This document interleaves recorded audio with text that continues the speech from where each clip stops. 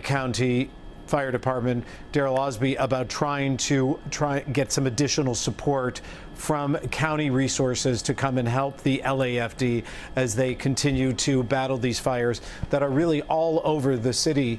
And, you know, it started last night. This has been an exhausting 24 hours for them, and it just continues.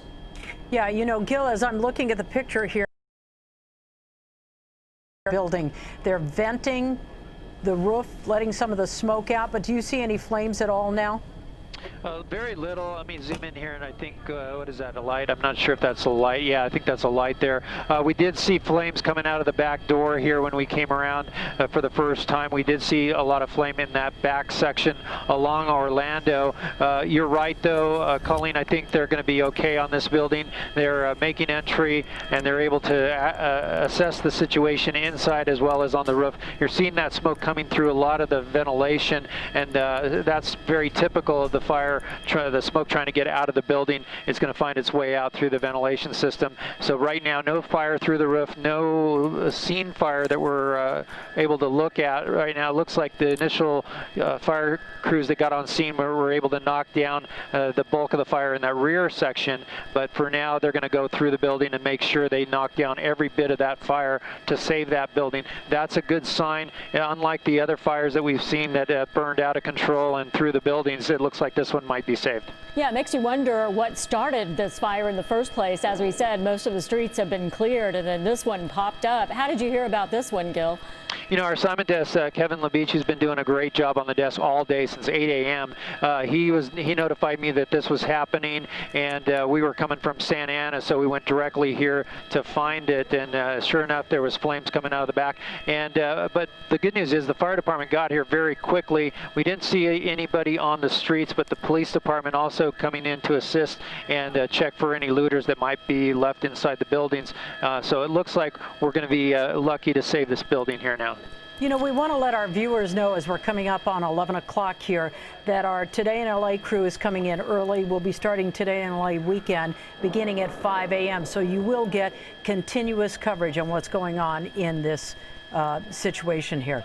Absolutely. They'll be on the air at 5 a.m. That means the curfew lifts at 5:30. So it'll be interesting to see the transition there. We will have followed the curfew for its entirety right here on NBC4. So we're going to keep you covered with that. We're coming up in just a few minutes on our 11 o'clock hour as we continue to watch firefighters who are trying to make sure that this building right here does not catch fire. And Gil Levis has been overhead. He's in News Chopper 4 Bravo. And Gil, they're on the roof. They have their hoses out, but all we've seen is smoke so far. So we're keeping our fingers crossed that they'll be able to save this building with just minimal smoke damage. That would be the best outcome here. Yeah, I was really concerned when we came on scene. We saw the smoke the fire coming out of this portion of the building. My pilot, David Visquevich, is pointing out another fire to the north of us, and I'm going to try to take a look at that. If David, you can do a right pedal turn, and I'll get an eye on that. But in the meantime, the fire department checking the roof here. It looks like so far they have not breached the roof at all. They're checking the ventilation here. Normally, we'll see them with their chainsaws opening up to get that ventilation going up and through the roof, but so far we haven't seen a lot of that. I think it's just a lot of residual smoke that's pouring out of this particular business right now. Yeah, and a lot of respect going out to you and Megan and all the crews on our choppers who've done such a great job of keeping us oriented tonight. You guys switch from place to place as we ask for it, and you've given us a great idea of exactly where we are as we're looking at one building in relation to another building. And just thank you. You all have done a really good job of that. And I wanted to say that before we get ready to head into our 11 o'clock news and wrap everything up for you that we have seen up to this point. And it has been an incredibly busy day since we joined you on the air this afternoon around 2:30 to 3 o'clock. We've been following the protesters and the demonstrations that were happening that were peaceful for the most part and until they took a turn. And now we're seeing the looting that we saw this afternoon and the fires that have broken out. Firefighters responding to several fires. Gil said he's seen at least 6. And we have also seen spot fires. 12 calling LAPD patrol cars were either damaged or torched. We know we saw at least 3 that were torched here while we were on the air. Yeah, you're right. And we heard from both the mayor and the sheriff tonight that more than 500 people, in fact, more than 530 people were arrested last night. We don't have the particular numbers for tonight just yet, but we are still working to get that. So most of those were cited and released, but as many as 18 were charged with things like arson and burglary, and I believe one of them was assault with a deadly weapon, somebody who tried to run down a police officer out there. And a couple of police officers were injured. We watched them being escorted out last night. One of them suffered a concussion. Another one may have a broken hand. But once again, we're looking at a fire. Most of the area of concentration right now is the Melrose area and the Fairfax district.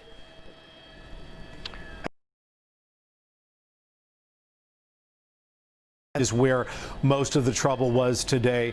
You look at the Fairfax district, and Beverly Grove is right there adjacent to it. All right, it is 11 o'clock, and now at 11, the governor declares a state of emergency in LA County.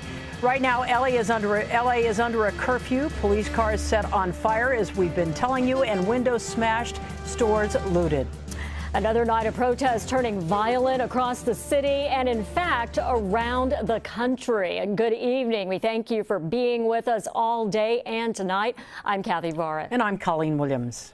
And here's where we stand right now. Governor Gavin Newsom just declaring a state of emergency in Los Angeles County. Most of L.A. is under a mandatory curfew. And Sheriff Alex Villanueva just told us anyone outside will be arrested. Also tonight, the National Guard headed to the area trying to restore order. In fact, they should be here within the hour. Scenes like this have been playing out all night long as hundreds of people are taking aim at the Fairfax district as they protest the in-custody death of George Floyd. Once again, it started out very peacefully today and then turned dangerous.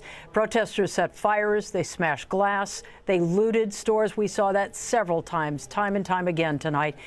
Tonight, all bus and rail service is down during the curfew. Melrose Avenue stores hit up when the sun went down tonight. Opportunists breaking the front window of a high-rise watch store, a high-end watch store, also an Adidas store and a high-end shoe store, taking anything they could get their hands on. We saw it all live earlier. This was the scene at a shoe store on Fairfax. Dozens going in, running out with boxes and boxes of goods. They had to break in through the metal gate just to get access to the store. The other thing we've seen time and time again, protesters starting several fires in the Fairfax area, and in fact, one of them out of protest signs and debris. This all happening in the middle of the street. Several police cars, you're seeing them there, were also torched, as well as a police kiosk, which was located just outside the Grove, just outside the Nordstrom there. Fires were also started in stores on Melrose Avenue, and something that brings up a lot of feelings for Angelenos. Palm tree on fire near Melrose and La Brea tonight.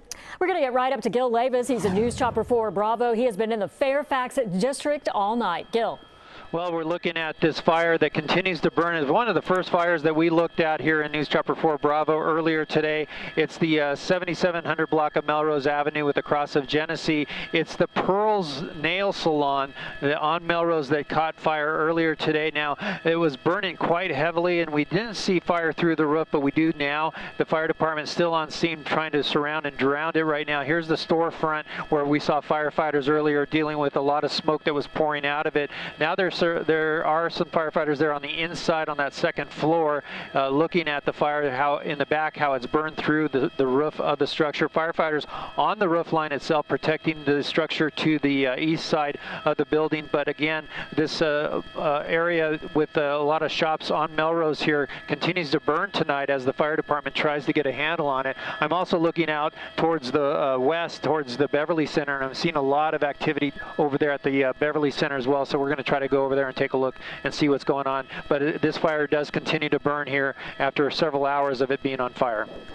All right, Gil, thank you for that. We're just getting word from the LAPD that they have no number at this point on the number of arrests tonight. Again, last night over 530, but they are confirming to us that one LAPD officer was injured and was taken to the hospital. The extent of his injuries, we're still not sure. Robert Kovacic is tracking all the breaking news for us right now. And Robert, we spoke to the mayor earlier tonight. Where do you want to begin, Colleen? This day has unraveled so very quickly. And if you think about it, as we have been talking about, the person that started this was a 17-year-old who organized a peaceful protest in Pan Pacific Park, a 17-year-old that had parents coming to help chaperone, that were going to be handing out water bottles and masks and trying to just bring awareness to the death of George Floyd in Minneapolis. And then it quickly unraveled as other groups became involved, and then the march started. Mayor Garcetti on the phone with LA, and then as more and more protesters decided to break into more and more stops and more protesters decided to light more and more fires, the mayor said he had enough. It was going to be a citywide curfew, other curfews in place throughout Los Angeles. We are talking about Pasadena all the way to Santa Monica, Culver City, Beverly Hills, West Hollywood. The curfew went in place at 8 o'clock.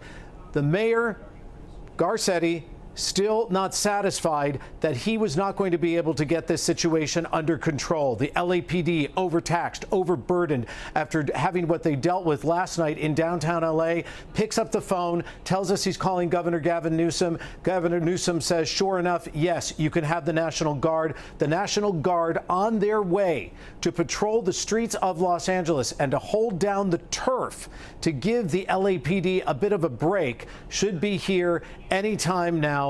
1,000 members of the National Guard. Then later tonight, Gavin Newsom says, we have enough destruction, we have enough trouble. The best thing to do right now is to declare a state of emergency, not just for LA City, but for LA County. That state of emergency went into place just a short time ago. So where are we at this hour? Well, many different communities are telling us that the curfew is working, that they are finding success with the curfew. West Hollywood said, really just a smattering of trouble here and there, a couple of people trying to break into businesses. They are doing rolling through different streets with the members of the Sheriff's Department. Beverly Hills had some serious problems earlier. They had people breaking into buildings there. They've had a number of different buildings that were tagged, including the Beverly Hills Police Department that was tagged. And then you see what happened later in the Fairfax district, what you see earlier tonight. This is one of those stores where there were people on a normal day who would stand outside in line. What are they waiting for? Tennis shoes, rare tennis shoes and sneakers. So this flight shop was broken into, and then one by one they came out carrying boxes and boxes, and the boxes that you're seeing are rare and expensive sneakers starting at a couple $100 and then just going up from there. The looting and the ransacking continues throughout Los Angeles, but pretty much centered in just sort of a given area. As you see, a watch store there. This is off Melrose Avenue. Also, people trying to break into that. The Fairfax district has been sort of the focus of the problem tonight, and this was what many people said all along, that this is the areas that they wanted to hit. They wanted to move into West Los Angeles, and move into West Los Angeles they did, and they started this afternoon. They went towards the Grove, a fire there. They managed to loot Nordstroms. They managed to have a fire at a police kiosk right outside. They managed to try to go into the Beverly Center, not with as much success. And then they went to Rodeo Drive, splinter groups on Rodeo Drive, breaking into stores, confrontations with police, and a face-off. And there, Colleen and Kathy, as we go back to you, you saw right there, that was the kiosk that was on fire at the Grove. Rick Caruso's gem that you see right in the middle of the city, and that was a police kiosk that was ablaze tonight. But the store right next to it, Nordstrom's, people went right in and just took whatever they wanted. You know, Robert, you're mentioning the Nordstrom there. Nordstrom was one of the first places we saw looting today, the Nordstrom store at the Grove.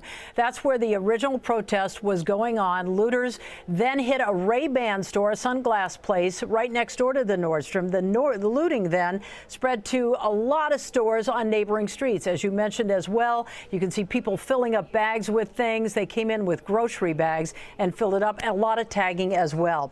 Now, our team has been working around the clock to bring you every breaking development from these protests. We will be here for you when the curfew lifts. So tomorrow morning, Today in LA weekend starts 2 hours early, 5 a.m. tomorrow morning. Curfew lifts at 5:30 in the morning. We're going to bring in our investigative reporter Eric Leonard right now with some new information on how law enforcement is working the situation. Eric.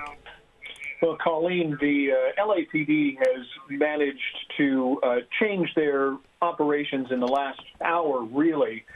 They've gone from doing the massive types of crowd control that we were watching all afternoon and into the early evening, and now groups of officers have been sent out to really try to track down as many of the looters and arsonists as possible. In fact, one of the things that's been happening is as the lines of officers have been sweeping up and down the streets trying to push anybody on the streets in a particular direction, they've discovered that some folks have managed to work their way back into areas that the officers had pushed through to begin with. So there are reports that officers are being sent to check out of looting in businesses that the big lines of police officers passed perhaps an hour, 2 hours ago. There are still groups of people running around trying to steal things from a variety of businesses, including a Big Five. We're getting reports that looters had broken in and were stealing rifles, shotguns, and ammunition from that store, so that obviously is significant concern. We're hearing from officers on the ground that a number of people who have been detained tonight have been found with weapons. At least 2 people were armed with handguns, they tell us. And the big change in the last hour is because there is so much less crowd control going on, because the department has been able to manage where people are going, the chaos to some degree has subsided. They're now in a position to begin making many more arrests than we've seen at any time earlier today. That's the Fairfax area. In downtown LA, there was another much smaller area where there was some looting of businesses. We're talking about in the area of 8th and Spring, 9th and Broadway. The LAPD is still working to try to push people out of that area, but they have begun to make arrests and impound cars there as well. And again, the reason they're doing more of that now versus 2 hours ago is because there's much less crowd control going on. Anybody out on the streets now is subject to arrest because of the emergency order about a curfew. That makes things legally somewhat easier for officers. There's less concern about having to deliver unlawful assembly orders or follow other things that would have to be done if it was simply an attempt to clear out a big demonstration in a crowd. Now anybody on the street for any reason can be stopped. Granted, these are considered low-level offenses. In all likelihood, the people who are being detained on these violations are going to be issued a citation and released, probably fairly shortly. Nonetheless, the department is clearly working to send a message that they're not going to tolerate what we've seen over the last few hours.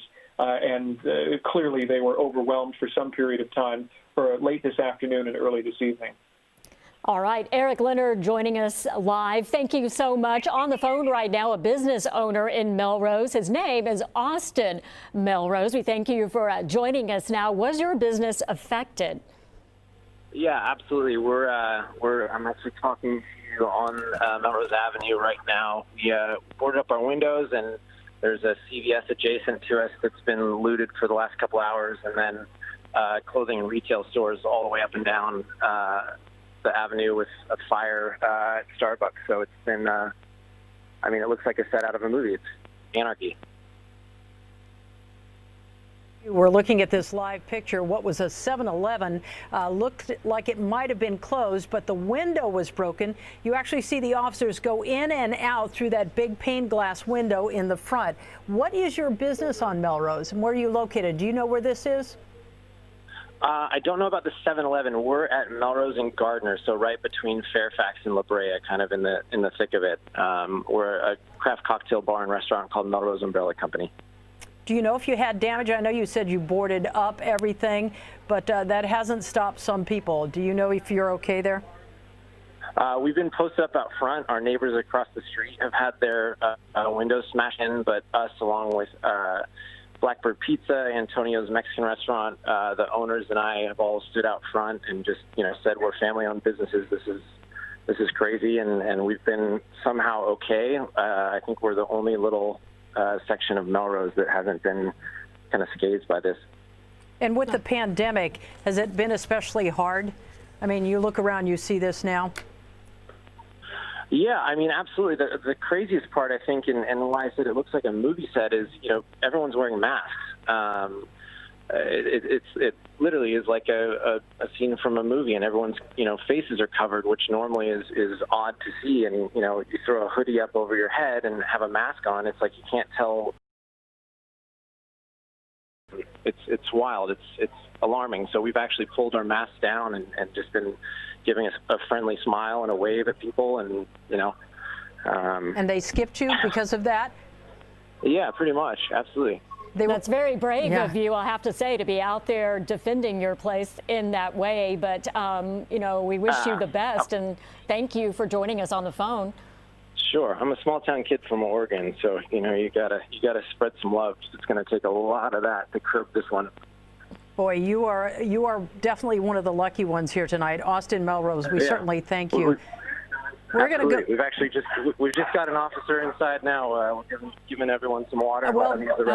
Good for That's you. Great. Yeah. Good for you. There are a lot of officers out there today, and Gil Lavis is over a group here just outside the 7-Eleven we were talking about. Gil?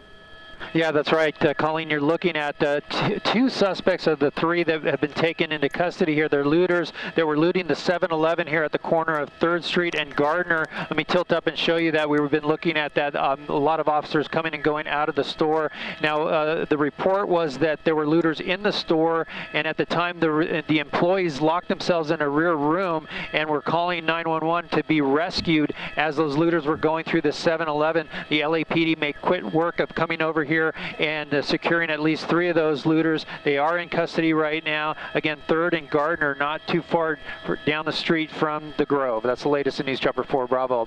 I'll send it back to you in the studio. All right. Thank you so much, Gil. We've been collecting some of the images that we've been seeing throughout the day. We're going to go over to NBC4's Darsha Phillips. She has more on that. Everything that we have seen today on the streets of L.A. and surrounding areas. Darsha.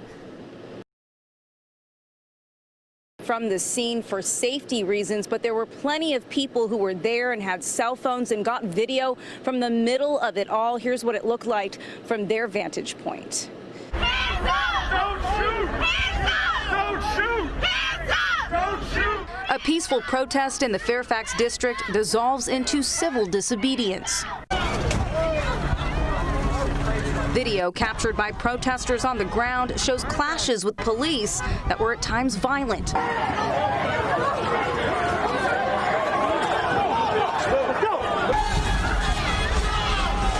Police cruisers vandalized, tagged, and set on fire.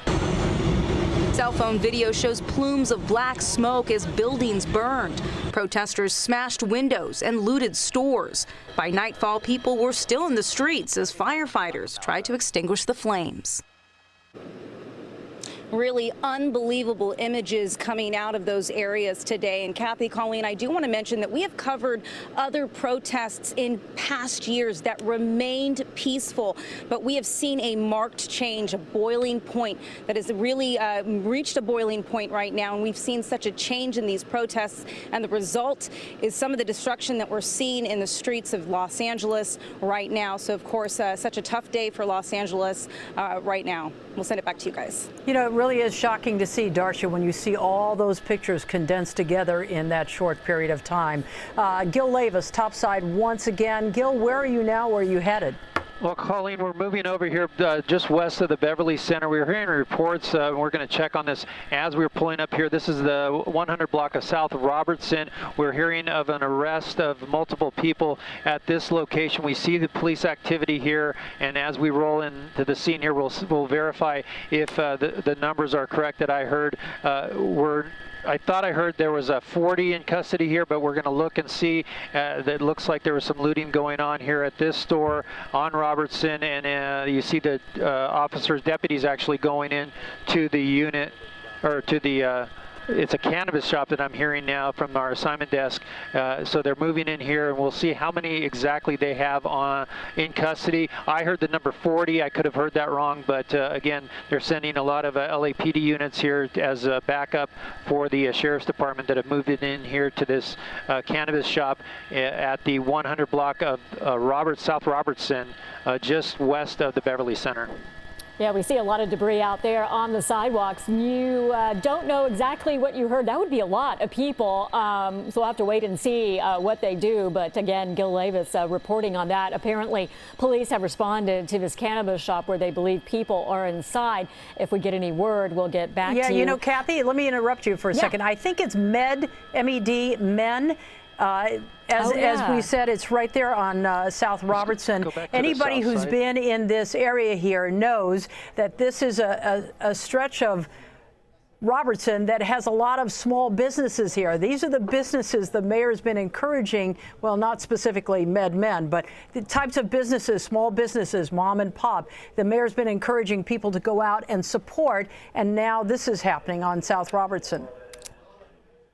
Yeah, we're going to wait and see if they do go in and get anyone out. Right now, we just see some of the officers standing outside, and we saw a couple of them go in. But, Gil, we're not seeing any activity right now. It looks like just a couple of officers, a few standing outside. Well, we're looking at the shop. It faces the west, but we're going to look on the other side, actually the west side of the street, to see if there's anybody that's in custody. They may have pulled over here to the opposite side of the street. I do see a few people on the sidewalk, but they don't look to be in custody. We're just going to do a quick orbit around the building here to see. As I come out to a wide shot, you'll see how big that shop is. It's pretty substantial. I don't see anybody in the back, which is a good sign. So it looks like if anybody that is arrested possibly might be inside the shop or maybe to the south. Let me look down the street here just a bit and see if there's anybody. No, it doesn't look like it. So it sounds like any activity is going on inside, and those people are in custody inside the shop. All right, we'll keep an eye on it. Get back to you if we see any activity out there. We were showing you some of the pictures from today and all the activity that happened around downtown LA and in the area. NBC4's Jonathan Gonzalez joins us now with more on how today's protest quickly went from peaceful to so chaotic. And Kathy, you know, we went on the air about 8 hours ago now, and we witnessed a protest that was loud and peaceful that quickly turned way too tense in just a matter of moments. And even then, we could still not foresee then all the damage that would be done today.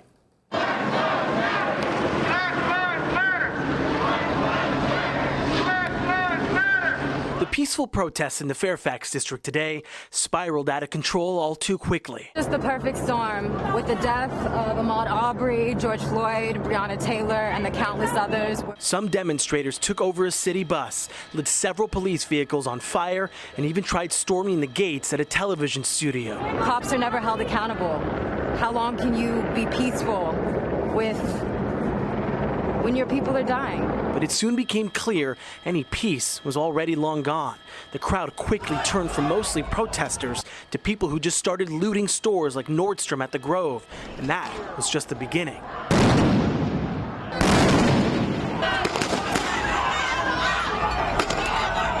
Police using less lethal force against the crowds at times, eventually making some arrests.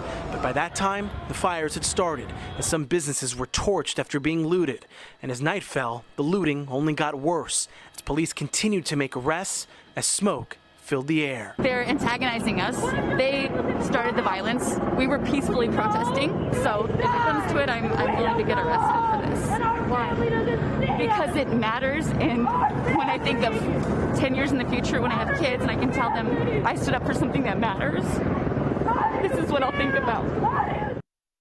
And when this protest started at 12 o'clock at Pan Pacific Park, there were a lot of peaceful protesting going on. There were even families out there. It's still hard to think that one of the biggest concerns for so many of the protesters, Colleen and Kathy, was that they were worried that so much of the looting and all the violence and all the crimes that we've seen committed in the past few days, and including today, would take away from their message. Again, that is a concern they will continue as we continue to see the looting happening there tonight. Colleen, we'll send it back to you. All right, Jonathan, we saw a lot of shocking scenes today, and this was certainly one of them. We saw this earlier this evening. There's a group of people using dumpsters, garbage dumpsters here, as a battering ram to break through the gate at the CBS studio. You can see the security guards there doing their very best to keep the group out. Fortunately, the guards were able to close up those gates, and then the group moved on and just took off. And we do know that at least a half dozen patrol cars were set on fire during the unrest that happened in the Fairfax district. Firefighters had to watch as the patrol cars burned because it was simply too dangerous to try to get in and get through the crowds to put them out. Many of the burned out cars were also vandalized by the gatherings, the large gatherings there. They were graffitied, but there are no reports of any injuries from those fires. All right, we're going to go back out to Gil Levis in News Chopper 4 Bravo. Gil, we understand you may be headed towards a new situation and more looters. Yeah, that's right. There's a AutoZone at Longwood Avenue and Pico Boulevard. You're looking right now at the Target store close to that location that was looted earlier tonight. We were able to get on the scene there and watch the LAPD pull up as looters were going in, and they made quite a few arrests there. But as we continue to fly, we have another mile to go to find that AutoZone. And let me look here if we can find it from a long shot. We're hearing the LAPD responding an arrest van to go there to that location to take those people into custody and send them back to downtown LA. So we'll be on scene here just shortly at that AutoZone to take a look at what exactly they have there. All right, Gil, and as you said, right there, that Target store was looted earlier, just one of the many businesses that we've been following today. It all started earlier. I think the first business that we saw was the Nordstrom. They broke through the front and they were taking items out. And then after that, the Ray-Ban store, and I think there was a jewelry store. That was all at the Grove. Again, this Target was part of the looting. Then, remember, we saw that high-end shoe store where I believe they must have taken every single pair of shoes out of there because demonstrators who were there earlier, not part of the peaceful demonstration, but the others that were breaking in and looting, were carrying out boxes, handfuls of boxes. And now we see the AutoZone. Gil, what can you tell here? Yeah, Kathy, we're just pulling up to the front of the AutoZone. We're going to continue our orbit around here to see how many people they have in custody here. But again, we just heard reports that they want a van to transport people to the jail to be booked for looting. Let me zoom in here and see what the AutoZone looks like. It looks like, yes, the windows were blown out there as well, broken out, and some looting occurred here. But you see a lot of LAPD units here, officers with their SUVs, and I'm still looking for those. Oh, here we go. Let me come into the back side here and we'll see what we have. It looks like maybe about 4 people or 3 people in custody there. So again, let me come in a little tighter so we can take a closer look. And it looks like 3 in cuffs there that are detained. At least 3 in that spot, but unsure exactly how many they have. Let me come out and look into the parking lot a little further. That might be the extent of it. So 3 here at the AutoZone. This is again at Longwood Avenue and Pico Boulevard. It's just east of the Target store that was looted just a short time ago. All right, as we continue to look at that picture there, we want to bring in our Robert Kovacic. And Robert, you know, what's interesting about all of this, it's not just Los Angeles. We've heard reports from Oakland, from Portland, from Chicago, from Atlanta, obviously from Minneapolis, where it all started. And Colleen, as you continue to look at this picture, most of those cities that you mentioned and others across the East Coast also have curfews in place tonight. Some of them are holding, others are not. So we continue to see what the early morning hours are going to bring in Seattle and Chicago and elsewhere. But when you consider Minneapolis, again, another night, and tonight police used more aggressive tactics against protesters to enforce the curfew there. Officers fired tear gas to disperse crowds on the 5th night of protests in Minneapolis. Now, these tougher tactics come after city and state leaders were criticized for not strongly confronting the violence, including from President Trump. Tonight, the president taking aim at Minneapolis's mayor, tweeting in part, the National Guard has been released in Minneapolis to do the job that the Democrat mayor couldn't do. That was a quote. Now, Minneapolis has been the epicenter of protests over the killing of George Floyd by a police officer who is under arrest and remains in custody. Lootings, fire, and violent protests also happening south of us in San Diego tonight. These are looters at a Walmart carrying out boxes and boxes of stuff there. Vandals thrashing the storefront art as police moved in to break up rowdy crowds. Now, in Orange County, we have been following this all night. A group of protesters gathered, and there they set fire tonight in Santa Ana. This is at the intersection of Bristol and McFadden. These demonstrators also knocked over some sort of street sign that you're looking at right there. Law enforcement showed up, lined up, and got those protesters moving. Protests over the death of George Floyd rock cities nationwide. This is what it looked like today in after protests there turned violent. Demonstrators near Miami police headquarters took off running when officers went so far as to deploy tear gas. In Seattle, that demonstration started out peaceful there, but escalated. And look at this, several vehicles set on fire. Authorities used pepper spray there as well to disperse the crowds, and firefighters managed to put out those flames for the cars and buildings that caught fire, and aided by the help of some rain. Seattle's mayor announcing at 5 o'clock that there would be a 5 p.m. curfew. She says because those protests, as you see, were, quote, getting out of hand. Video now out of New York City shows a police cruiser that is engulfed in flames. Thousands of protesters filled the streets of New York City once again tonight, because today marks the 3rd day of demonstrations there. They really went hard last night in Brooklyn. Many groups showed up tonight across all 5 boroughs. The NYPD says at least 70 people were arrested after reports of clashes between police and protesters. Let's go now to Chicago. Protesters filling the streets, holding signs and chanting. Large crowds blocking intersections in downtown Chicago. There they were out in the streets demanding an end to police brutality. And here is what it looked like earlier tonight in our nation's capital. You can see a car burning in downtown D.C., just blocks away from the White House. Protesters tore down street signs and damaged a building in that area. Others launched some fireworks and threw bottles at police officers. Law enforcement using tear gas and pepper spray to disperse them. Let's go right now back up to Gil Levis, who is in a news chopper for Bravo. Gil, what are we flying over right now?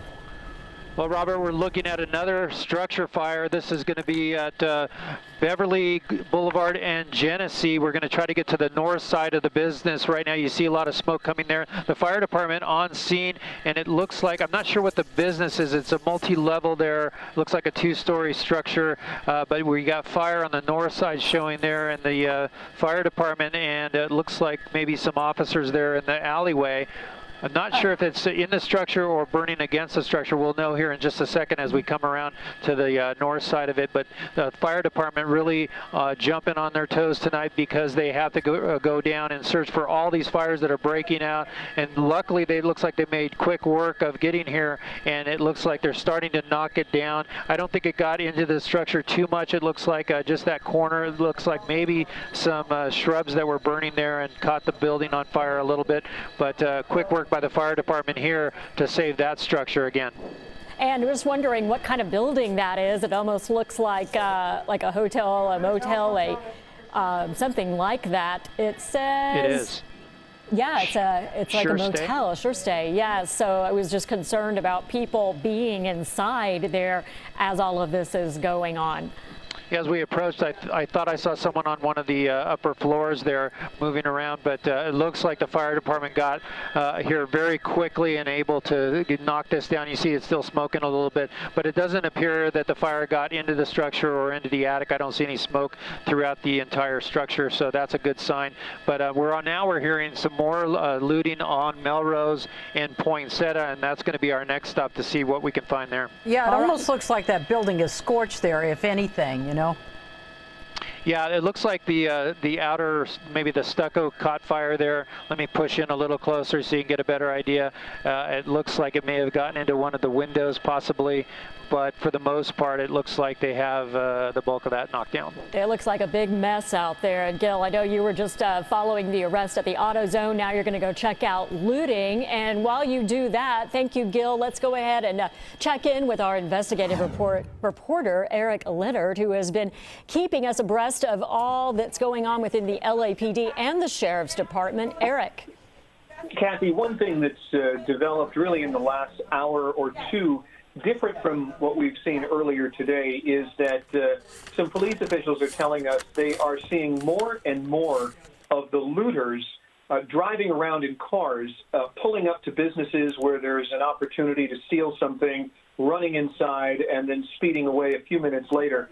This is very different from what the police officers were confronting earlier today, which were mobs of crowds of people on foot roaming through the streets in the Fairfax area, and as crowds were being pushed by those officers trying to clear out the areas where there had been demonstrations that turned violent and where the police cars were burned, as those people were running from those neighborhoods, there were businesses along those routes that were getting broken into. Now they're telling us that they're seeing people come back into the areas that were cleared out previously by officers, now instead of being on foot, in cars. And not to say that it's any kind of an organized effort, but it is less haphazard than it was a few hours ago. Because so many of the police officers are on foot, it's taking them a little while to catch up. The LAPD, in handling a large incident like this, divides up officers into groups that are called oftentimes mobile field forces. That's a group of a number of officers in a few cars with a supervisor or a sergeant with them, and they keep them together so they can quickly send not just one car, but a group of officers from one place to another. So they're trying to use those mobile field forces to get to areas where they're getting these reports of the drive-up looting, but it's happening so quickly that they're still trying to play catch-up to some degree. That's why, as you've seen from the pictures from News Chapter 4, the areas where the looting has been reported has expanded far beyond the area where demonstrators were walking around on foot earlier, and now we're looking a few miles in each direction, to the south, to the west. And from what we're hearing from people managing all of this at the police department, it's taking them some time to catch up. The other big issue for the department tonight, as things die down in the Fairfax district and there's less and less that the department needs to deal with in downtown LA, is returning neighborhood police stations to normal, because across the city, like any other Saturday night, it tends to be busy for police calls. Granted, there's a curfew. People are supposed to be staying at home, but nonetheless, there is still regular business to be done, and the department is still, at this hour, really stretched thin. Eric, a lot of this is concentrated in the Melrose, Fairfax area, the pictures we're seeing right now.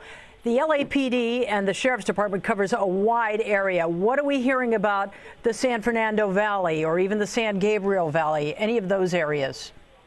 Well, even a few hours ago, while we were still seeing a tremendous amount of activity in that Fairfax area, the department was able to begin scaling back, not because the officers weren't needed, but because they had brought in so many extra people that it was not even necessary to keep them there. So officers that were brought in from some of the neighborhood stations, some of the outlying areas, both for the LAPD and for the Sheriff's Department, were turned back to their home bases, if you will, their neighborhood police stations.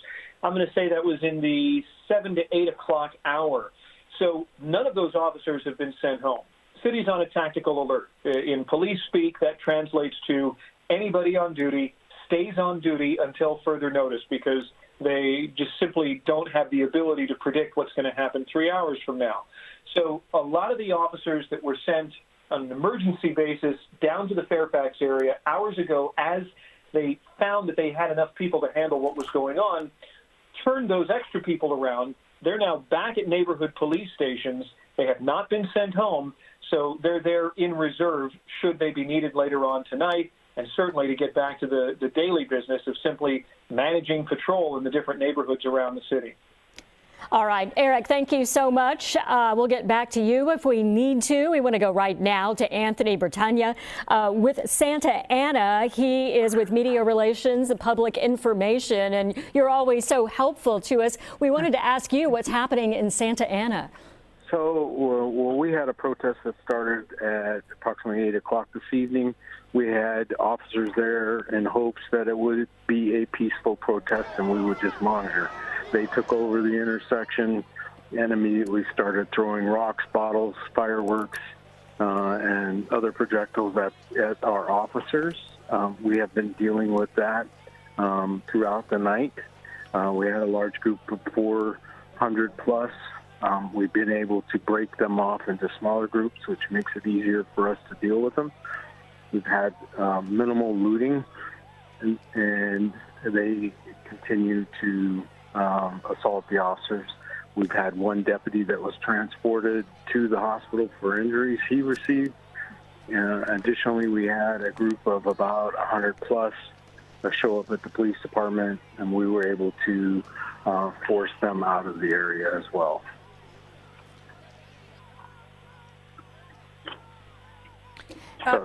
Anthony, can we ask you about curfews in your area? Do you have anything in effect right now? Well, there wasn't one set for today. I'm heard there's talk from our leaders that there will more than likely be a curfew starting tomorrow. Tomorrow in the morning or during the day? Do you have? That's all in the works. I haven't been informed exactly how that's going to work yet. You know, Anthony, we're looking at some of the pictures here. Are those fireworks? Are those projectiles being thrown at the officers? Yeah.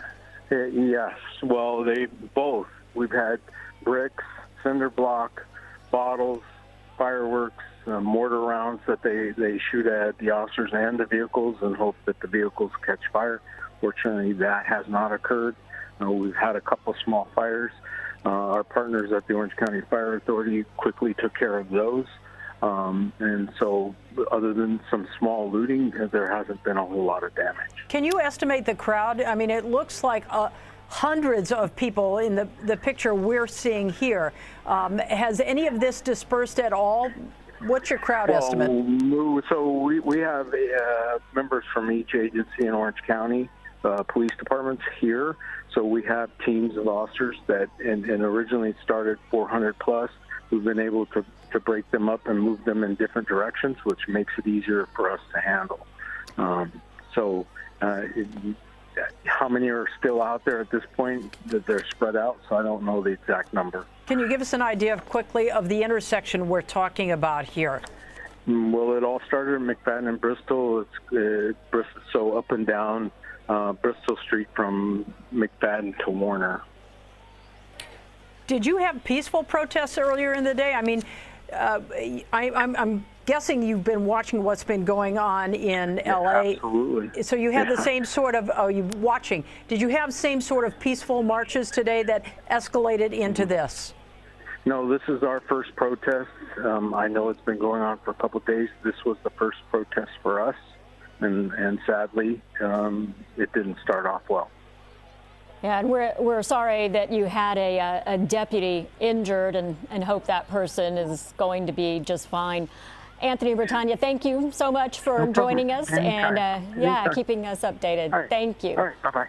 All right, goodbye. We're going to talk to Gil Levis right now. He is in News Chopper for Bravo. We are following what's happening here, and it looks like we have police following some cars. Gil, what's happening? That's right, Kathy. You're looking at that line of cars. You see the airship with the night sunlight, keeping an eye on that group of cars that's moving away from Melrose. They went north, and they're right now eastbound on, I believe it's Waring Avenue. They're trying to get units behind these vehicles because they believe they were involved in looting in the area of Poinsettia and Melrose. So they're kind of splitting off right now, but you're seeing the night sunlight of the helicopter trying to get units in to break off and come in and pull these cars over. So we've seen multiple cars leaving the area. The LAPD airship saying, yes, for sure, these guys are involved in some looting. But unfortunately, right now, it doesn't seem like there's enough units around to be able to get on those cars. Let me come out across here, and I'm hearing that there might be some police coming in this area right now. Let me zoom in here and see more and more cars. These cars should not be out. The curfew is in existence, and if they do not find anything in the vehicles, they will be arrested for breaking the curfew, we're hearing. So trying to find the units that are trying to respond here, or hearing that there might be several units that are rolling this direction. But so far, here we go. We might have a couple units here that are going to make a stop on one of the vehicles, if not several of them. Yeah, we're seeing people in not only cars, but walking there on the street. Oh, that's when we were wondering how they were going to do this. They just pull in front, block the intersection, and there you go. And there you go. So there's it looks like they have corralled about 3 of them, and they have the stop in progress. They're going to try to get those people out of the vehicles, and they're moving a couple of people that are on the sidewalk here, getting them out of here while they try to deal with at least these 3 vehicles that were last seen coming from Melrose northbound and then east on Waring here. And Gil, you said if there's nothing in the car, if they have not been looting, then the infraction or the citation here is breaking curfew. If the car is full of stolen merchandise, it's a whole different ball game. It is a different ballgame. We're going to look at this white car here, and interestingly enough, there was multiple white cars that were leaving the area. I don't know if that has anything to do with what was going on, but we did see multiple white vehicles leaving the scene. You see these guys with their hands out the window. Looks like a driver and a passenger, and they're going to order them out of the vehicle. So it's going to be just like a pursuit termination. They're going to order them out of the vehicle, and then they'll be able to get them into custody and check the vehicles for any merchandise, because these cars were last seen leaving the area of Melrose and Poinsettia, where the officers were just responding to calls of looting. Well, Gil, it is just like the end of a pursuit, except in this case, are we only seeing 2 patrol cars there? We have 3 civilian cars? Yeah, let me come out wider. You got the one in the back and then the one in the front, and you have a couple multiple, it looks like multiple officers now on scene. Here comes another unit, an unmarked unit that's coming on scene. So they have these 3 cars stopped, and we'll see what they find when they pull these guys out of the car eventually. But for now, they're staying in their cars. These guys at least are complying with their hands out the window. Okay, Gil, we're going to stay on your picture. I'm going to tell you, we're also monitoring News Chopper 4 Alpha in the downtown area. It looks like they brought in tow trucks there to tow people out of the area. We'll get to that in just a minute. But in the meantime, we want to bring in Mr. Jody Armour. He's a USC professor of law, an advocate for social justice. And we've spoken to you several times today already, Jody. But when you see all of what's going on tonight, do you worry that people will lose sight of the real message here about George Floyd? Yeah, that is the concern, you know, and we had this same concern going back to the '92 riots after the Rodney King case, when the officers who were videotaped batoning him were acquitted by the Simi Valley jury. You know, there was this effort for us to try to figure out what was happening and why was it happening. Many people looked at it and they said, oh, these are just hooligans. They are looking for any excuse to go off, and that's all that the riots represented. Other people said, well, no, wait, if they were just hooligans looking for any excuse to go off, then when the Rodney King beating was saturating the airwaves, they could have gone off. But instead, they waited for justice. They waited for the promise of the criminal justice system to deliver justice to the officers, and then rioting only broke out when that promise of justice seemed to many to be so flagrantly flouted by the acquittal of the officers. So, you know, yes, I do have a concern here that this will affect how we're going to interpret this civil unrest. If our diagnosis of the problem is that we just have some hooligans and some professional anarchists, as some people are describing them, then enforcement, right? On the other hand, if you see the problem as one of, social justice, social inequality, redistributing wealth and power, then we're going to seek radically new political and economic solutions. So, yeah, we're going to be, for the next several days or weeks, really trying to figure out what it is that is happening here and how to think about it, its causes, how to properly interpret it, so we know what the right diagnosis is and can come up with the right prescription. And Jody, what is the answer then? Is it dialogue between groups to understand each other, to figure out where we go next and how we understand? Well, the sheriff earlier said something to that effect, our sheriff here in L.A. County, that change is not going to come from burning things. He said change is going to come from civil discussions. But, many would say change did not come from those civil discussions. We've been here before. It's kind of almost like a racial injustice Groundhog Day that we keep coming back to. We sit down and we have, the discussion.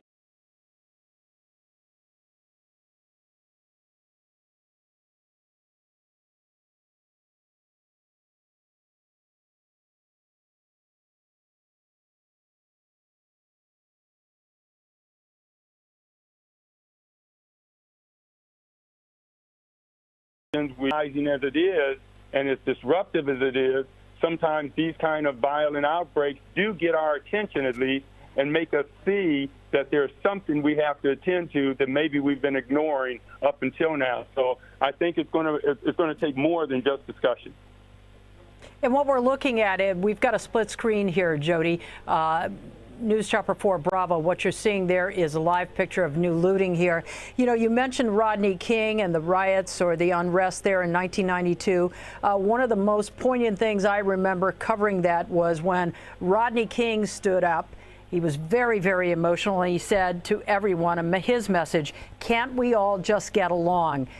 Do you envision the Floyd family? I know they've spoken out, but do you envision the Floyd family having that sort of message as well for these groups? Yeah, well, I think we've grown and matured. As a society, we went through that. Rodney King said, let's just try to get along. But, that's the kind of let's have the conversations. Let's sit down and just try to work it out in that way. Approach, and it just doesn't seem that approach has been working out. So the approach may have to do with really rethinking what policing is in a fundamental way, rethinking even what we mean by social racial justice in America. I think it's interesting we have a state of emergency that's been declared in the last hour. But, people on Skid Row live in a constant state of emergency. Those in jails and for low-level offenses or because they can't afford bail, even though they're presumed innocent, as the pandemic rages through the jails and the prisons, they're in a state of emergency. 40 million Americans have lost their jobs since the pandemic struck. They're in a state of emergency as they stand in long lines at food banks, right? And so, I think that this is compelling us to think about state of emergency in much broader terms, and just conversations and saying, can we all get along, may not address all those kinds of states of emergency that have led to this frustration and led to these outbreaks. Well, it'll be interesting to see what the message is, the thing that we remember, the way we remember, can we all just get along from 1992, what we'll take away from this in years to come, and hopefully not find ourselves back in this place again 20, 30 years from now. Is that your hope? Yeah, this has really been this pandemic crisis is so unprecedented. It's something we haven't experienced. Our parents and often even our grandparents haven't experienced anything like this. It's a real kind of social upheaval, right? We've gone through physical earthquakes in California and Southern California. This is kind of a social earthquake in which we're kind of seeing the tectonic plates shifting under our feet. And we can either rise to the challenge and say, well, maybe we can make some basic changes so that we, you know, when we walk through Skid Row and we look to the left and right and see that all of these people are in states of emergency, and they're all, by the way, 75% of those faces are black. And then we walk into, we look at the COVID crisis itself, and we see it's disproportionately hitting the black community. And we see that, you know, we really haven't reckoned as a society and even as a community here in Southern California with all of these kinds of,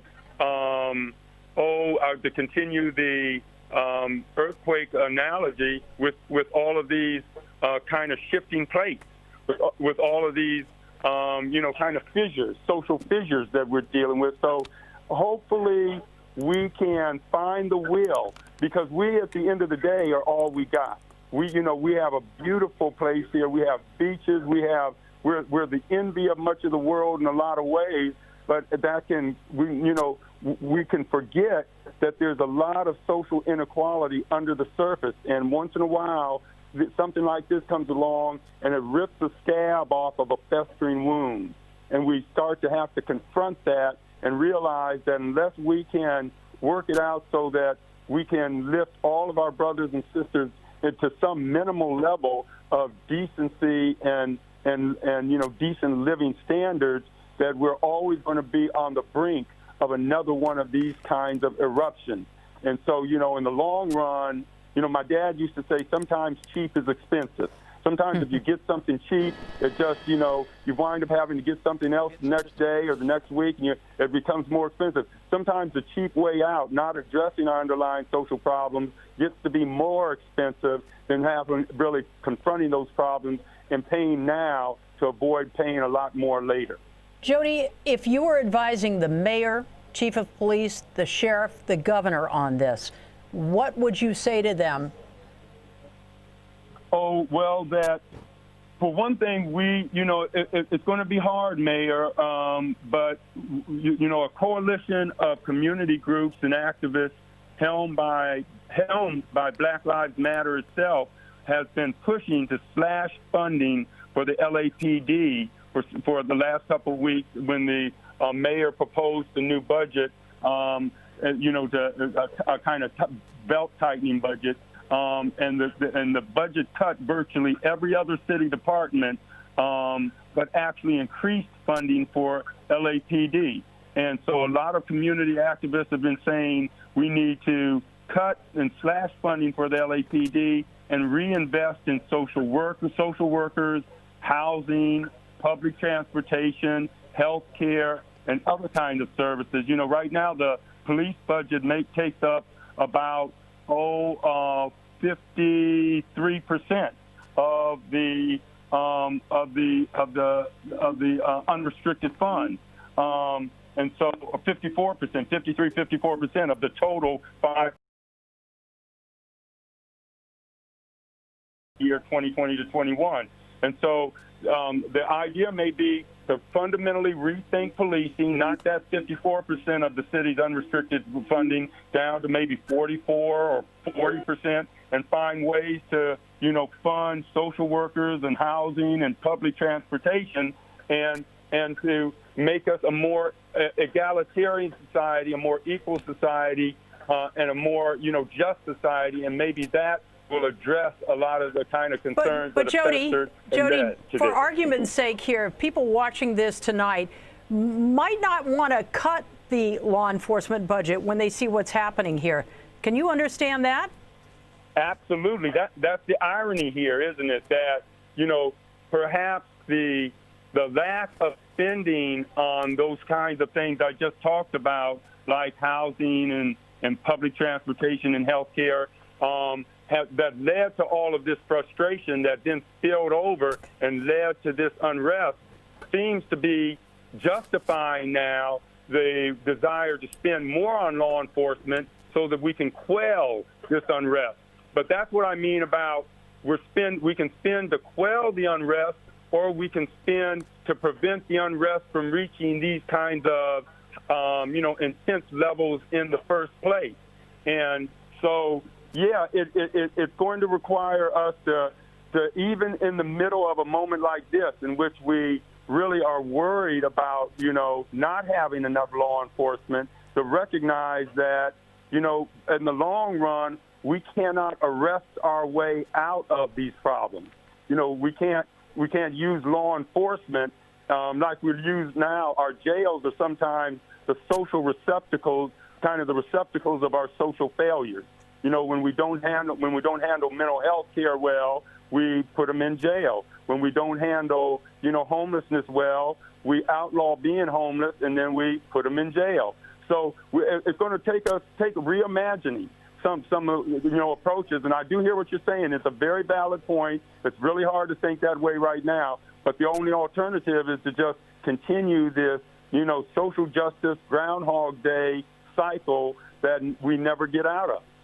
Well, Jody, if you would stay with us right now, we just want to talk a little bit to what we're seeing on the air right now, live. Gil Levis is a news chopper for Bravo, and as you've been talking continuously, we have been seeing people going in and taking items out of this Melrose Mac, and it's just been going on the entire time, people driving up. Gil, can you speak to this a little bit, what you have been seeing as we've been talking to Jody, listening to his insight that he's giving us into what needs to change and how we need to change the way we think about things. What's going on right now live? Yeah, Kathy, let me pull out and show you a lot of cars that are pulling up in front of the store. And what we're seeing is basically self-service here. People are pulling up, people are jumping out and running into the looted store here. This is the Apple store, Melrose Mac, 6600 block of Melrose at Highland. And you can see individuals inside the store right through the window. They're running around, scampering around, grabbing items and pulling out the boxes through the windows. You see this individual there going through one of the holes there in the window underneath the guardrail gate there, coming through, and then he'll run off to an awaiting vehicle in different areas. He's going to cross the street and go off so right in front of dangerous. that Look car. at that car. Yeah, Man, Gil. it is so dangerous, these people taking chances like that, and they're going right back into the store. And so it's pretty obvious when we see these lines of cars. That's why the airships are the police airships are focusing on the vehicles that are driving around, because for the most part, the curfew is in effect right now, and people should not be out in their cars driving around. So it's almost easy pickings for the airship to focus on these businesses along Melrose and to watch the vehicles pull up. We'll see if that happens here again, but you see individuals running back and forth in and out of the store once again here at the Mac store on Melrose. And Gil, the problem is the police are, for the most part, on foot in this area, correct? So it would be hard for them to get over here? They are, because their cars are lined up behind the skirmish lines, so they would have to break the skirmish lines, get in their vehicles, and make their way over here to this area. So it makes it very difficult for those ground units to get back into their vehicles and get on scene here. But they've been mobilizing some of the units. We did see that one traffic stop with 3 vehicles. They were taking out those suspects and putting them on the ground, and then they're going to go through their vehicles. But here is another mob scene here as the people come running from vehicles that are parked. Here you go. Here's some cars that are parked along the street here, and these cars that are lined up stopped here, they're the ones that they're jumping out of here. Well, let's watch this individual. He's walking away with a box here, and he'll go up to one of the cars at some point and jump into one of these and load it up, and then they're off they go. Do we know what Melrose Mac is? Is that the Mac like the makeup department or makeup area? Colleen, I thought the same thing, but it's not. It's actually an Apple store. Oh, okay. Yeah, I thought the same thing at first, but you can see what looks like boxes. It's all about branding, isn't it? It is. It looks like boxes of computers coming out in that guy's hand. You'll see him come out as those fellows go in to the store. Here comes the guy with 2 what looks like computer boxes there that he's going to be sliding through the window to his companion there. They're going to pull that out. Here's looks like maybe a female. It's hard to tell, or a guy with long hair. Yeah, we've seen this person several times. Like, it's the same people over and over. Yeah, I believe you're right, Kathy. Here you go. This guy's going to take those, and he'll come over to whichever vehicle he came out of. He's going to cross the street again. A dangerous move there as cars go by him. And he'll make his way to his vehicle. And it looks like maybe this car stopped in the alleyway. We'll just kind of watch him there as he kind of looks around. Yeah, he's still walking there as we continue to follow Gil right now. And he's got 2 large boxes. It's interesting. Where is he going to end up putting them? Well, there we go. Yeah, Kathy, I was told it's a repair and a Mac store. There you go. Both. So that would explain. That's like a computer you would find in a box that size. And so now their mission is to load it up and they get out of there or either go back for more, but they're parked pretty far away to be, you know, continuously loading up there. Yeah, these guys are pretty wise. They got under that palm tree and they're kind of hidden there just north of Melrose in an alleyway. They walk down that alleyway, loading both of those computers into the back. It looks like computers back into the trunk there. And we'll see if they run back. Here comes a third person moving in, and we'll see if they drive off or maybe go back for more. We're seeing, it looks like maybe several people that came out of that vehicle. But here, once again, that's just one example. Here's more that are coming in and out. Here's a fellow running down the street with a box there, and we'll see which car he goes into. That one there. So he's setting that down, getting ready to load it in, and off they go momentarily in the back seat. We'll see if he runs back into the store, but that's what they're doing. These cars that are running up and down Melrose here, not all of them are you know, civilians that are just, you know, trying to go home or something like that. A lot of them are these people that are looting these stores. They just pull up and it's easy access. They get in through the broken windows and they go in and grab what they want and then come right out and jump in their cars and they're off. And LAPD tied up going block by block as we have watched clearing out that area, and they haven't been to this area. Now we're seeing people run like crazy, so I'm wondering if somebody knows something's coming. Presence. Yeah, let me see. Let me zoom out and see if they got word that maybe LAPD's moving in. Let me come over here and see at these cars now. It looks like so maybe they far, heard sirens or who knows what, but they scattered. They did scatter. I don't see any right in the general area here. You know what? As we continue to look at the picture, I'm going to refer to Eric Leonard. He's our expert on all things law enforcement here. Eric, why wouldn't they set up something like a DUI checkpoint here? Just block off the roads and box in these cars? There are elements that have been working on exactly that, certainly because anybody who is out at this hour is subject to arrest. We know that there are numbers of officers and deputies that have been assigned to go and deal with looting, but there is one wrinkle to that perhaps you hadn't considered, which is when they have arrested people, which has happened a lot more in the last hour or so than it has at any other time today, they have to keep custody of those people and book them in jail. Well, the officers who are out trying to catch the looters cannot get into cars and drive to a police station and go through the conventional booking process.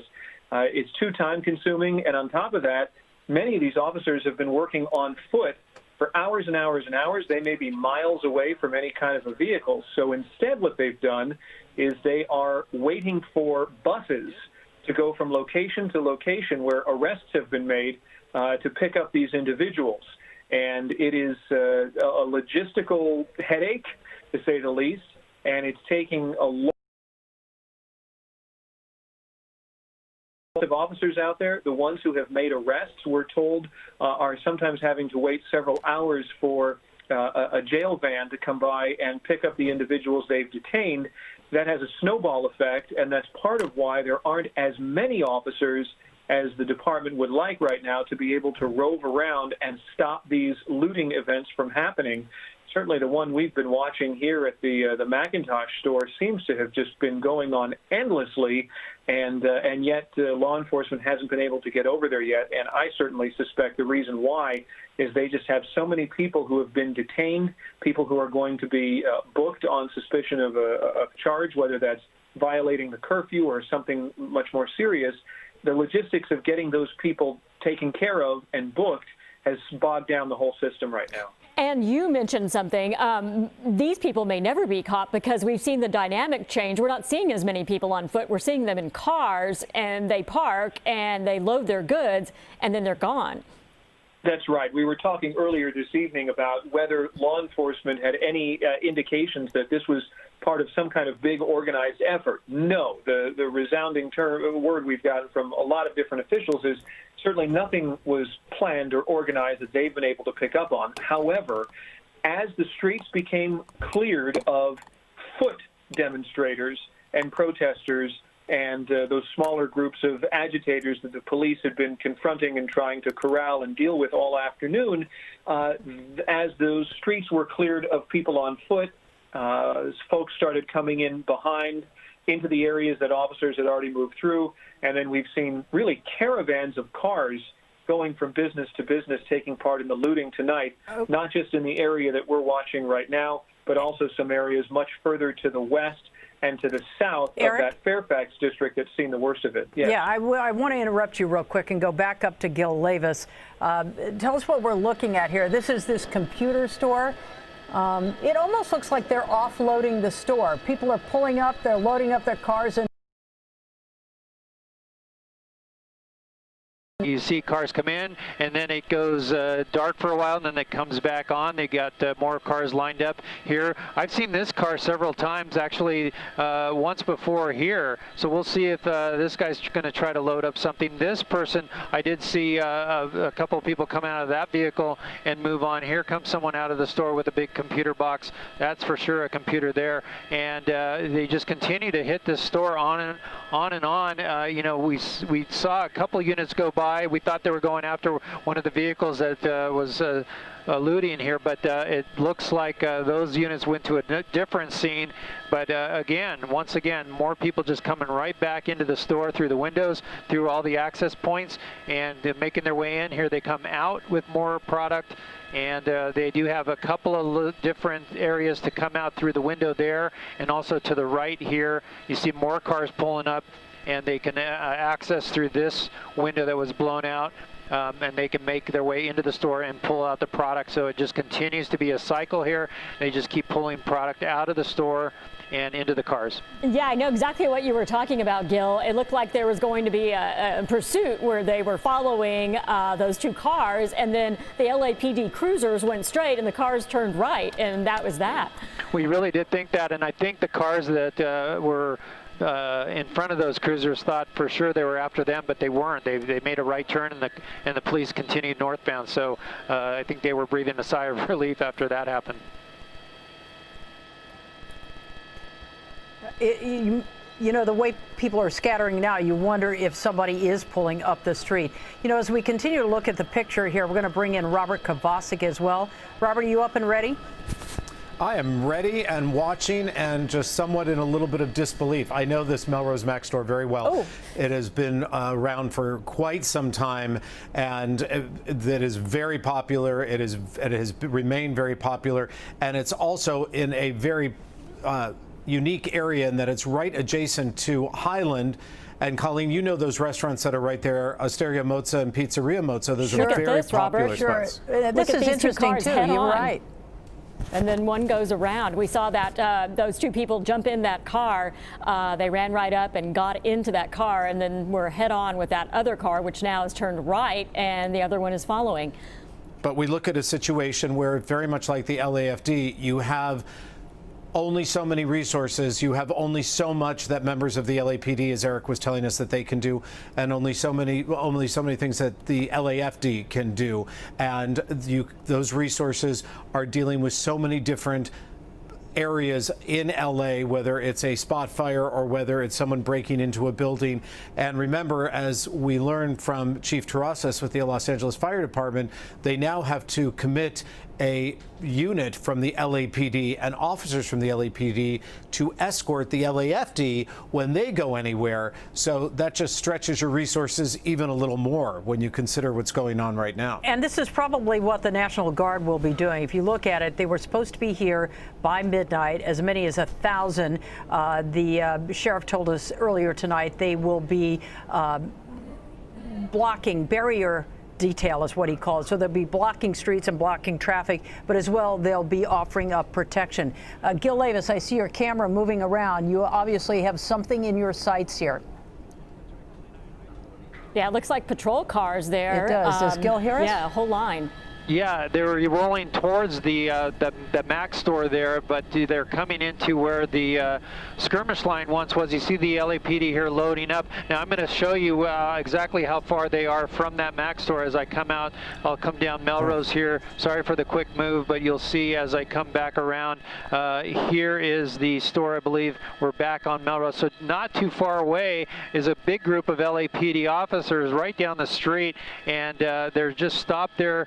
I would say it's probably about 6 blocks or 7 blocks away from the Mac store here, but they're not able to, or for whatever reason, they have maybe other assignments that's going on, but they're that close, but yet this still is happening.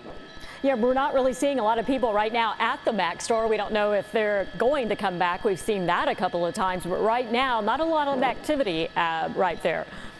Yeah, it's a little slow right now, but you'll see the cars come. In fact, there's a couple of vehicles that we were watching that are parked around the corner here with their lights on and waiting for the right moment to strike. You see a couple of people coming out of the store now, running back and forth across the street. They're kind of mellowed out for now, but we'll see if that picks up again. Maybe they see the lights and sirens down the street. Maybe that's what's scaring them off a little bit, but they're not too far away. The LAPD is not too far away from this Melrose Mac store here at Highland and Melrose. Okay, once again, you've got to wonder when you look at this store and how long they've been looting, how much inventory they have inside. And you say, Gil, the LAPD is just up the street here? I want to say about 6, maybe 7 blocks to the west, that large group of officers that have pulled up there. They were loading onto their SUV, and it looked like they were breaking down a skirmish line.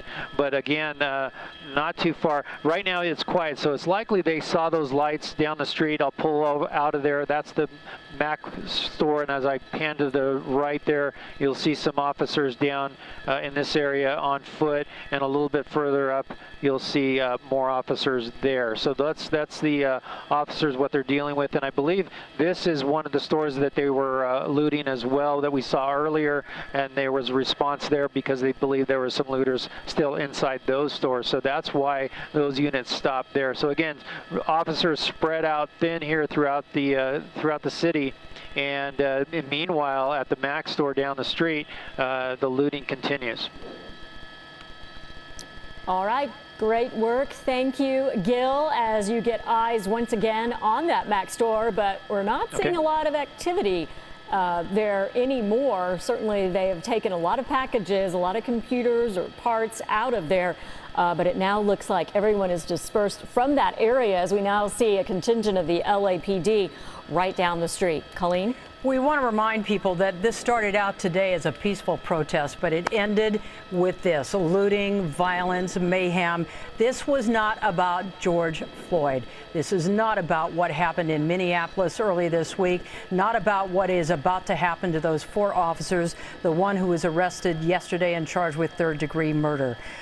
When we started this coverage earlier today, we saw people in Pan Pacific Park around noon today, and we saw generations of people, all ages, all ethnicities, angry with what happened in Minneapolis. And clearly, what we've seen happen throughout the day was not that. Hopefully, we can get back on message and back on the issue. Yes, and what we've seen throughout the day as you've been watching NBC4's live coverage of the protests and the looting that has unfortunately happened across Southern California. Governor Gavin Newsom declaring that state of emergency in Los Angeles County. The city of LA, we watched as that was put under a mandatory curfew. And the sheriff, Alex Villanueva, telling us that anyone who is outside right now, it started at 8, it ends at 5:30, at least for now, anyone will be arrested. The cities of West Hollywood, Culver City, Beverly Hills, Pasadena, all the way to Long Beach have similar curfews right now. The National Guard, as we said, was scheduled to arrive at midnight, so that's a request from the mayor. LA Metro has suspended all transit services until 5:30 in the morning. And a reminder, we want to remind you that we will be on early tomorrow morning. Today in LA will begin at 5 a.m. And Kathy, that was what, 30 minutes before the curfew ends at 5:30. It is. We will see you then. We'll keep you updated on our web. Have a safe night.